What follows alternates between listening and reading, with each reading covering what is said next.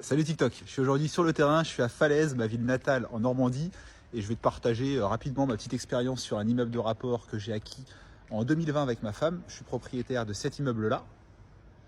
Au rez-de-chaussée, j'ai un locataire commercial, un magasin de vêtements. Au premier étage, je suis moi-même locataire de mes bureaux, une agence immobilière. Au deuxième étage, un appartement. Au troisième étage, un appartement. C'est un immeuble dans lequel en 2020 j'ai fait d'importants travaux de réfection dans les parties communes, dans les appartements, etc. Sur lequel j'ai fait en 2022 un démoussage de la toiture et sur lequel je devais réaliser en 2023, mais finalement ça sera qu'en 2024 parce que Enedis prend du temps à vouloir décaler cette petite arrivée électrique. Je vais réaliser une isolation par l'extérieur thermique.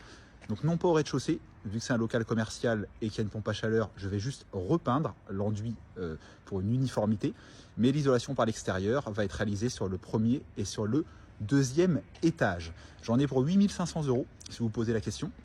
Ça va me permettre d'apporter 14 cm d'isolant sur la façade arrière de l'appartement. Donc ça va clairement améliorer le confort des locataires et les DPE. Ça va remettre un coup de neuf sur le ravalement évidemment de cette partie-là, et aussi un coup de neuf sur le rez-de-chaussée parce que je le fais repeindre comme vous l'avez vu.